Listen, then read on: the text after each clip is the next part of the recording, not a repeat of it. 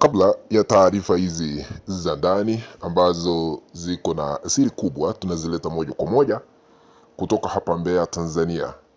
Naomba ikiwa unatazama kwa mara ya kwanza ama umekuwa ukitazama lakini bado hauja subscribe katika channel yetu ya Tanzania ITV, chukua sekunde moja tu, bonyeza batoni ya subscribe, washa kengele ili kuendelea kupata taarifa kemkem kila wakati. Cha muhimu cha kuzingatia unapoendelea kutazama hii kanda, bonyeza alama ya like na karibu.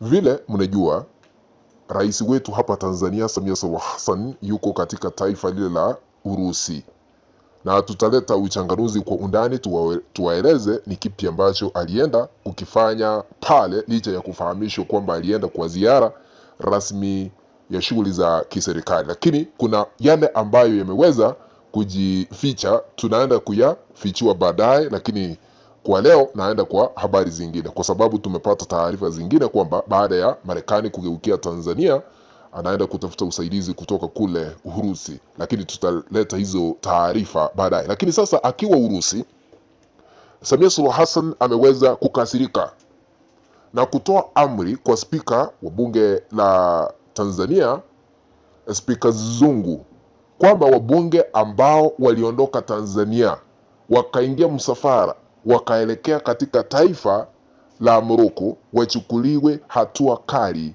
za kisheria. Na hawa ni wabunge wa CCM. Naomba tusikize vile spika wa bunge la kitaifa hapa Tanzania, Spika Zungu, vile ametangaza amri ambayo imetoka kwa Rais Samia Suluhu Hassan. Mheshimiwa Rais alitoa usafiri wa ndege na hamasa ili timu yetu iweze kupata ushindi. Bahati mbaya mpira una matokeo machungu, hatukufanikiwa. Lakini pamoja na hayo, kuna wabunge walijiunga na msafara huu kwenda Morocco. Wabunge hawa wote hawana vibali vya ofisi ya spika kutoka nje ya nchi. Natoa maelekezo kwa katibu, wabunge wote wasafiri bila kibali cha spika au ofisi ya spika waandikiwe barua za kujieleza kwa nini wamevunja kanuni za kibunge kutoka nje ya nchi bila kibali cha ofisi ya spika. Sauti hiyo ni ya Spika Zungu. Amesema kuna wabunge wa CCM walienda Morocco, taifa lile la Morocco, na walipoondoka ama walipofunga safari kutoka hapa Tanzania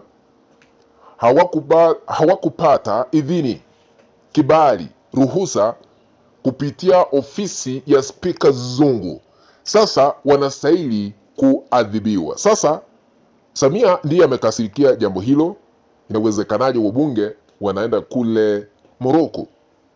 Wanaweza kuambiwa mko na kiongozi ambaye ni katili, ni kiongozi ambaye ni wakimla. Wanaweza kupata ushauri pale Morocco wakuje kumgeukia Samia Suluhu Hassan. Ikabidi Samia akasirika akiwa Urusi, akampigia simu Zungu, chukua hatua kali za kisheria na kuadhibu wabunge wote walioenda pale Morocco pasipokuwa na kibali cha ofisi ya uspika. Najua nilisema ya kwamba Samia Suluhu Hassan ni mnyama. Samia Suluhu Hassan haogopi kifo, kwa sababu jenzini wengi ambao waliweza kupoteza maisha kupitia kilichosemekana ni uchaguzi wa 29 Oktoba mwaka jana 2025 hapo Tanzania, wengi wakazikwa katika makaburi ya halaiki. Kwa hivyo huwezi kumtisha Samia Suluhu Hassan na kifo. Sasa vile yeye ni mnyama binadamu, amegeukia wabunge wake ambao ni wa CCM, kwa sababu katika bunge la kitaifa hapa Tanzania ni wawili tu wabunge ambao wanatoka mrengo upinzani, wengine ni wa CCM. Sasa haamini hata hao wabunge wa CCM. Sasa anatoa amri kwa Spika Zungu kwamba wanastahili kuadhibiwa, na ameweza kutoa agizo kwamba waandike barua ya kujieleza mbona wakaenda Morocco pasipopata idhini ya ofisi yake. Na hayo ni yale ambayo alipigiwa simu na mkubwa wa nchi ambaye alijitangaza kuwa Rais Samia Suluhu Hassan akiwa kule Urusi, akamwambia lazima waadhibiwe. Unajua Samia Suluhu Hassan hana mahali pa kushikilia sasa hivi. Ikumbukwe kuna kura ambazo zilipigwa jana, niliweza kueleza, walimtesa tu. Kura zile ambazo ziliweza kupigwa katika bunge la Ulaya Kwa 85 kwa ujumla, kura 81 waliweza kupiga kura ya kuunga mkono Samia Suluhu Hassan kunyimwa misaada na ufadhili kwa miradi mbalimbali humu nchini. Mmoja akakataa, wengine watatu wakasema hawaamini kama watakataa ama wataunga mkono. Lakini kwa kura 85 ambazo ziliweza kupigwa katika bunge la Ulaya, Samia Suluhu Hassan aliweza kutumia ujumbe kwamba wamepitisha Tanzania haiwezi kupata misaada kutoka taifa lolote ulimwenguni. Tanzania haiwezi kupata ufadhili wowote wa miradi ya maendeleo ulimwenguni.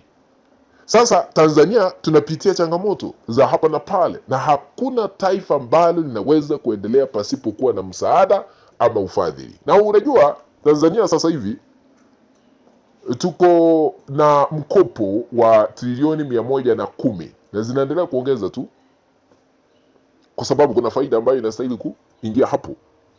Sasa inabidi kile ambacho tunakitoa kama ushuru hapa Tanzania kitumike kufanya miradi ya maendeleo, kulipa mishahara na masuala mengine muhimu ya serikali. Sasa pasipokuwa na misaada, pasipokuwa na ufadhili, sisi wa Tanzania tumeisha. Sisi wa Tanzania ndio tutakuwa tunagharamia hayo yote. Ni jambo ambalo ni la kutatanisha, ni jambo ambalo ni la kutisha haswa kwa Watanzania wote kwa ujumla. Inabidi tujifunge mishipi, mikanda itushike kabisa, kwa sababu tunaendelea kupitia mateso na bado kwa sababu ya uongozi uliopo mamlakani wa Samia Suluhu Hassan, ambaye ameadhibiwa kupitia yale madhambi ambayo aliyoyafanya, kujitangaza kuwa rais na kisha baadaye kuwatesa wale ambao ni viongozi wa mrengo wa upinzani. Wengine amewafungia, wengine wamepotezwa tu. Akina Humphrey Polepole hamna yeyote ambaye anaelewa yupo wapi. Tundu Lissu yuko gerezani kule Ukonga kwa zaidi ya mwaka mmoja sasa. Ni kiongozi ambaye ni katili. Sasa ukatili wake ndio umeweza kuamrisha Zungu Speaker kutoa amri kwa bunge wote walioenda Morocco pasipokuwa na idhini ya ofisi yake waadhibiwe, wachukuliwe hatua kali za kisheria. Lakini tutasubiri tuone ni kipi ambacho wanaenda kufanyiwa, kwa sababu hapa Tanzania ni uongozi wa kimla tu, wao ndio wanaweza amua. Sasa unajua inafika mahali hata Mungu anasema jigeukieni, wao wenyewe wageukiane, waanze kuchapana, waanze kuanikana na mtama utamwagika. Tutajua kile ambacho kinaendelea katika serikali ya sasa. Tuombe tu, kilicho na mwanzo hakikosi kuwa na mwisho wake. Kwa hivyo Samia Suluhu Hassan huenda mwisho wake umefika. Amenyimwa misaada, amenyimwa ufadhili, sasa anaanza kuadhibu wabunge wa CCM, kumaanisha amefika mwisho, na huo ndio mwisho wa uongozi wa ukatili hapa Tanzania, kwa sababu hata mahakama ya Afrika iliweza kutoa amri ndani ya miezi 12 Tanzania iwe na katiba mpya. Hatujui kama hilo linaenda kutimizwa. Kufikia hapo, mpenzi mtazamaji, ndipo natia kikomo kwa uchanganuzi wa masuala haya ya kisiasa. Tuko katika kanda ambayo itaitengeneza hapo baadaye, lakini ikiwa hauja subscribe, chukua sekunde moja ya mwisho, bonyeza batoni ya subscribe, washa kengele ili kuendelea kupata taarifa hizi kemkem kila wakati tunapoziweka katika mtandao wetu wa Tanzania Haya TV. Barikiwa, tukutane baadaye.